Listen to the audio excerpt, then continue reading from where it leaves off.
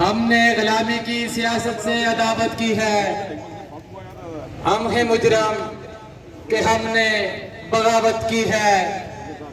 روز محشر ہم پہ یہ الزام نہ ہوگا کہ ہم نے ظلم کے اماموں کی حمایت کی ہے۔ بہت شکریہ مظفر آباد کے طلباء، مظفر آباد کے تاجر، مظفر آباد کے وکلا، مظفر آباد کی سول سوسائٹی۔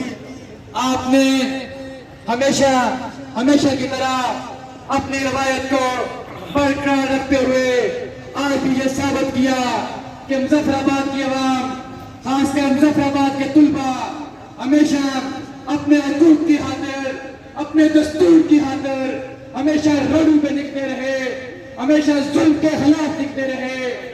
دوستوں، ساتھیوں، بھائی نے بات کی، ہمیں تقریر کرنے کا شوق نہیں بالکل بھی۔ یہ تحریک یہاں کے طلباء نے چلائی تھی۔ آج الحمدللہ یہ تحریک ایک اچھے مرحلے پہ ہے۔ میں مختصر سی بات کروں گا۔ میری نامنہاد ریاست کے اندر، یہ جو نامنہاد اسمبلی کے اندر یہ جو گونگے پیارے دلال بیٹھے ہیں، انہوں نے یہ جو مذاکراتی کابینہ بنائی ہے، یہ جو مذاکراتی کمیٹی بنائی ہے، میں ان سے یہ سوال کرتا ہوں کہ ان کے پاس کیا اختیارات ہیں جو عوام کے ساتھ مذاکرات کریں گے؟ یہ تو خود رولر لگ رہے ہیں، یہ تو خود پاکستانی اسٹیبلشمنٹ کے لوگوں کی چاپلوسی کر کے اپنی نوکری بچاتے ہیں۔ میں شاہد امان صاحب، اجمل امید صاحب، ذوالفقار بیگ صاحب، پلیٹ سے آئے تمام دوستوں کا شکریہ ادا کرتا ہوں اور پنڈال احمد پر خوش آمدید کرتا ہوں۔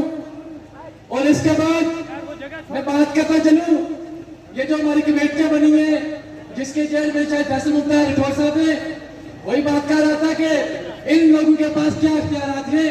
یہ جو ہمارے حقوق کی بات کریں گے، یہ تو خود بیچارے بے بس ہیں۔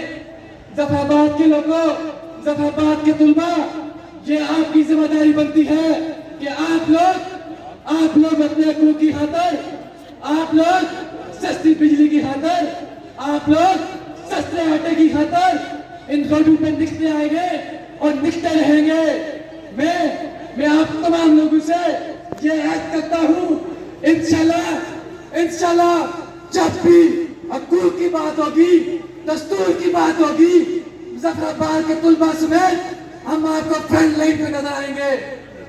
تحریک